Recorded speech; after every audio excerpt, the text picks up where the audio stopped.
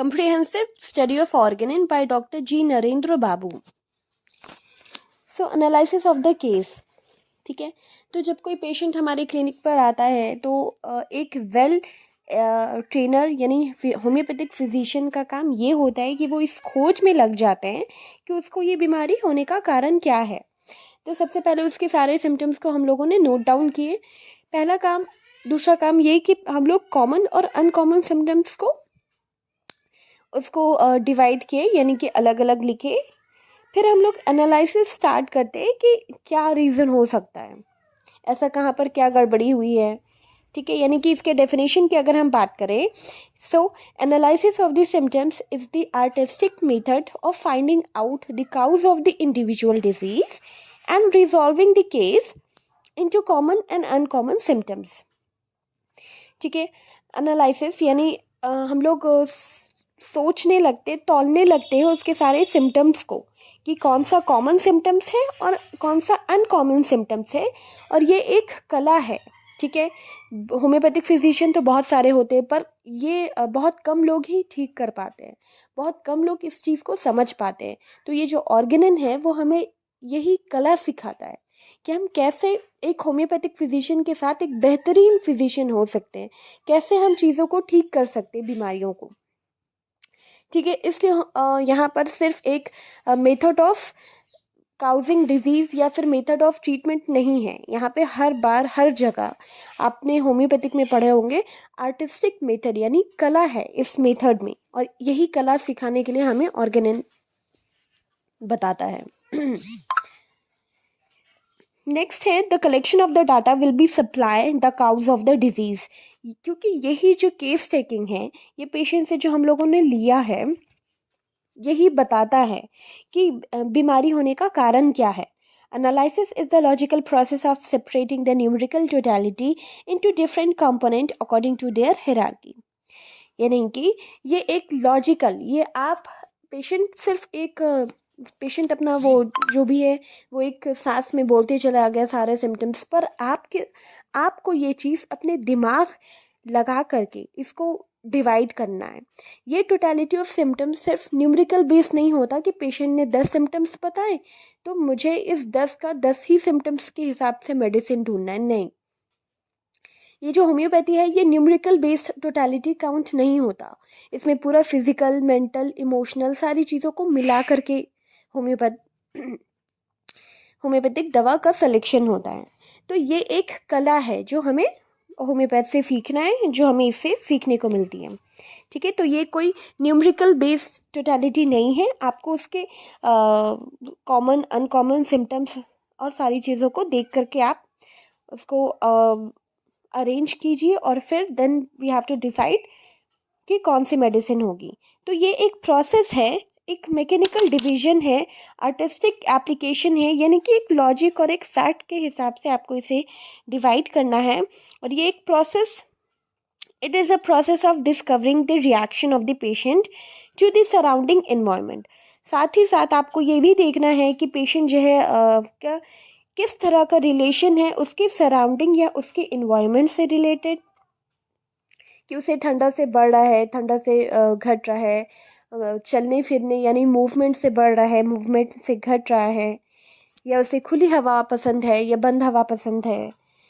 Analysis the case at the end must provide the cause and effect of the patient suffering to the physician.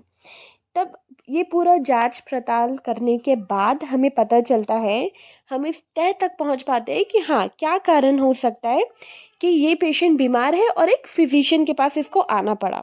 ठीक है, analysis should help the physician in collecting the following data. ये जो analysis हम लोगों ने किया ये physician को हेल्प करता है, क्या क्या चीज़ में हेल्प करता है, so the first one is causation of suffering, कि क्या कारण हो सकता है कि ये इंसान सफ़र कर रहा है इस बीमारी से। Second, patient actual physio psychophysical personality. ठीक है, कि पेशेंट जो है वो इसकी प्रॉब्लम जो है वो फिजिकल से मेंटल की तरफ गई है या मेंटल से फिजिकल की तरफ गई है। ठीक है, next third point, the circumstance through which the patient had passed through the reached the present psychophysical constitution। एक और चीज़ यहाँ पे साइकोफिजिकल पर्सनालिटी, इसका मतलब कि मेंटल से फिजिकल की तरफ होना, ठीक है। और यहाँ पर अब ये पेशेंट जो है वो किस लेवल पर उसका ये पहुंच चुका है। पहले क्या होता है कि हम लोग सोचते हैं अरे ये मेरी स्किन डिजीज़ है या ये बीमारी है, कहीं मुझे ये तो नहीं हो गया। फिर वो चलते चलते चलते आगे चल के आपको इतना आप उस पर हावी हो जाते हो कि आपको फिर फील होने लगता है कि नहीं, मुझे ये बीमारी हो ही गई है नो। तो कहीं ना कहीं ऐसा भी होता है, तो इसे हम लोग मेंटल से फिजिकल की तरफ होना कहते हैं, यानी साइको से फिजिकल कॉन्स्टिट्यूशन होना। Fourth point, the patient response to environment both physical और इमोशनल। ओके, पेशेंट अपने इन्वायरमेंट से किस तरह रिलेट कर पाता है फिजिकली। उसके जो ठंड, किसी को ठंडी हवा से प्रॉब्लम है, उसको सांस लेने में प्रॉब्लम होने लगती है, उसको ठंड लगने लगती है, तो ये सारी किस तरह से, या उसे बहुत ठंड में रहना पसंद है, तो ये सब भी इसमें कहीं ना कहीं बहुत मैटर करता है। उसके मोडालिटीज़ हो रहे हैं या एग्रावेशन हो रहे हैं या एमेलियोरेशन हो रहे हैं डिजीज़ से रिलेटेड। पेशेंट उसको किस तरह से रिस्पॉन्स कर रहा है उसकी बॉडी। नेक्स्ट इज कैरेक्टरिस्टिक्स पिक्यूलरिटीज़, यानी कि फ्यू बहुत सारे लोगों को, मतलब 2-3 पेशेंट आपके सामने आते हैं, सबको फीवर है, पर कुछ ना कुछ कहीं ना कहीं सब में अलग है। किसी की प्यास बहुत ज़्यादा है, किसी की कम है, किसी को ठंड लग रही है, किसी को नहीं लग रही है, किसी को बहुत ठंडा पानी पीने का दिल कर रहा है। तो कहीं ना कुछ फ्यू कैरेक्टर सब में अलग रहते हैं, देखने को मिलता है, और ये सब चीज़ भी इनमें बहुत नोटिस करके हमें दवा का सिलेक्शन करना चाहिए। Next is rare peculiar shrinking symptoms. Next कि अगर बहुत ही रेयर सिम्टम्स भी देखने को मिल रहा है या पिक्यूलियर है कि बहुत कम लोगों में देखने को मिलता है, वो सारे सिम्टम्स को भी हमें मद्देनज़र रखना चाहिए। एफोरिज्म 5 में हमारे डॉक्टर हेनीमन कहते हैं, explain the exciting cause in acute disease and the fundamental cause in the chronic disease is the most significant one to find out the to find to find out during the case taking। जब हम लोग किसी case को taking कर रहे होते हैं, यानी केस टेकिंग कर रहे होते हैं, तो हमें ये भी जानना बहुत ज़रूरी है कि भाई तुम्हें कब से ये हो रहा है, कि ये एक्यूट डिजीज़ है या फिर क्रोनिक डिजीज़ है। ओके, ये एक्यूट डिजीज़ है या क्रोनिक डिजीज़ है, इसके पीछे कोई एक्साइटिंग फैक्टर तो नहीं है। एक्साइटिंग फैक्टर जिसे आप कह सकते हैं, जैसे कि आपको एस्थमा है, डॉक्टर ने आपको मेडिसिन दी, आप खा रहे हो, आप ठीक चल रहे हो, फिर आपने क्या किया, आपने आइसक्रीम खा ली, यानी आपने दवा भी खा रहे हो और फिर साथ में आइसक्रीम खा ली या फिर कुछ ठंडा खा लिया, जिसकी वजह से आप बदपरहेज़ी करने की वजह से आपका बीमारी बढ़ गई। ठीक है, तो ये हो गया एक्साइटिंग काउज। दूसरा है फंडामेंटल काउज, जिसे हम सोरा सिफिलिस साइकोटिक भी कह सकते हैं, जो भी आपकी बीमारी उस वक्त चल रही हो। ठीक है, यानी मियाज्म इसके पीछे जो कारण होता है। Next is prescribing on the basis of cows of disease is an intellect space in the homeopathic management of the case taking. और उसके काउज यानी कारण की वजह से आप अगर होम्योपैथिक मेडिसिन प्रिस्क्राइब कर रहे हो, तो ये बहुत बढ़िया है, बहुत इंटेलिजेंट तरीक़ा है कि आप पूरा चीज़ को जान के, पूरे तरीक़े क्या कारण हो सकता है इसके पीछे, इसकी बीमारी होने का या बीमारी बढ़ने का, उसके हिसाब से फिर आप प्रिस्क्राइब करो। नेक्स्ट एग्जाम्पल है element from disappointment, love, financial loss, prolong separation of anger, emotions. बहुत सारी ऐसे भी होते हैं, जैसे कि प्यार में धोखा, या फिर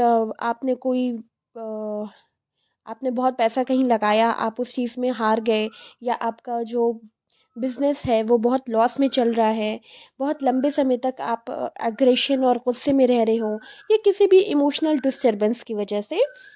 if the reliable cause is not available, अगर कोई कारण अवेलेबल नहीं है, तो फिजिशियन जो है वो डायरेक्ट सिम्टम्स पर आ सकते हैं, उसके कॉमन या अनकॉमन वैरायटीज़ के according.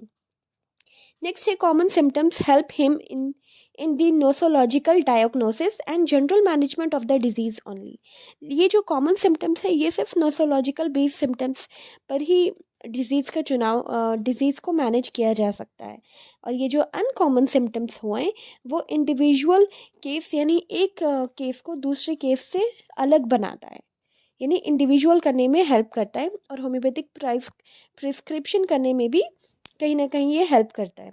Homeopathic has to always remember that which seemingly confuse the case is the actual thing that furnish the clue of the solution। हमें जो दिख रहा होम्योपैथिक को ये हमेशा याद रखना चाहिए कि जो सिम्टम्स साइन और सिम्टम्स जो पेशेंट हमारे सामने बोल रहे हैं, ठीक है, यही हमें क्लू देता है सच्चाई तक पहुंचने का, यानी उसको बीमारी क्यों हुई, कैसे हुई, यहाँ तक पहुंचने का क्लू देता है। तो हमें उसके सारी चीज़ों को बहुत ध्यान से सुनना चाहिए। Next, as a example, a case taking from doctor Castro logic of repertory will explain the importance of curative prescription. यानी उन्होंने अपने बुक में बताया कि इम्पोर्टेंस बताया क्यूरेटिव प्रिस्क्रिप्शन का, कि एक बूढ़ा आदमी जो है यानी 60 साल का, उसको डायग्नोसिस हुआ कॉन्जेस्टिव हार्ट फेल्यूर का, और उसको हाइपरटेंशन भी था। A case was acute management by allopathic medicine was referred to homeopathic management. Okay, ये जो केस था ये जो है इन्होंने एलोपैथिक मेडिसिन लिया, पर वो फिर मतलब उन्होंने फिर सोचा कि नहीं, चलो हम लोग होम्योपैथिक मैनेजमेंट से ही इसको ठीक करते हैं। On inquiry it was been found that old man was well business family. तो काफ़ी इंक्वायरी के बाद पता चला कि ये जो ओल्ड मैन है ये काफ़ी बिजनेस यानी फैमिली इनका बिजनेस है, और इनके 4 बच्चे हैं और एक बेटी है। ऑल ऑफ हिज प्रोग्रेसी had settle well except his youngest son. Okay, और जो कि सारे लोग काफ़ी सेटल है, सिर्फ उनका एक छोटा बेटा को छोड़ करके, नाइदर जो कि उनके बेटे को ना तो पढ़ने में दिल लगता है ना तो बिजनेस में, और वो काफ़ी खुश रहता है, मतलब नेचर में ही खुश रहता है। इवन उसकी मैरिज भी जो है वो फेल हो गई। दिस एंजाइटी ऑफ द ला, इसकी वजह से, यानी वो अपने छोटे बेटे के वजह से इतने परेशान रहते हैं जिसकी वजह से उन्हें ये बीमारी हुई है। टेंशन और एंजाइटी ले लेके अपने बच्चों की का ले लेके वो परेशान हो गए, उन्हें ये बीमारी हो गई। और केंट रिपर्टरी इसने इस चीज़ पर एसिटिक एसिड मेडिसिन को हेल्प किया, यानी कि प्रिस्क्राइब किया, यानी सजेशन दिया इनके रिपोर्ट केंट की रिपोर्टरी के according. So this remedy improve the patient very well. जब इन्हें ये रेमेडी दी गई तो पेशेंट काफ़ी जल्दी रिकवर किए। वहीं एलोपैथ में खाएं तो उन्हें कुछ फ़र्क नहीं पड़ा। लेकिन ये जो उनकी एंजाइटी थी अपने बच्चों को लेकर के कि फ्यूचर में वो क्या करेगा, ये चीज़ पर ये हमारा होम्योपैथ काम करने लगा। यानी कि हमें काउस ऑफ डिजीज़ पर जाना है। उसके सिम्टम्स तो हेल्प करते ही हैं, चाहे वो कॉमन हो चाहे वो अनकॉमन हो, कि क्या रीज़न है उनको कंजेस्टिव हार्ट फेल्यूर होने का। ठीक है, तो हमें सिर्फ बीमारी को नहीं, हमें सिम्टम्स और उसको जड़ से ख़त्म करना है। तो उसके लिए हमें एक बेहतरीन होम्योपैथ तो बनना ही पड़ेगा। So analysis of the case demand more patient and time of the physician. इसलिए ये पूरे डिटेल और गहराई में जाने के लिए एक पेशेंट को फिजिशियन को काफ़ी टाइम देना पड़ता है, तब उन्हें पूरा डिटेल पर जा पाते हैं। Each and every symptoms has subscribed in order to come the analysis of the case demand more patient and time of the physician. यानी फिजिशियन को टाइम देना पड़ेगा एक पेशेंट पर ताकि वो उसकी गहराई पर पहुंच सके। And each and every symptoms has scrutinized in order to come the conclusion. और पूरी लेयर बाय लेयर या अरेंज मैनर में आपको उसको सरियाना पड़ेगा, मतलब सेट करना पड़ेगा अपने माइंड पर, तब जाके आप किसी कंक्लूजन पर पहुंच सकोगे। So that's all for the day.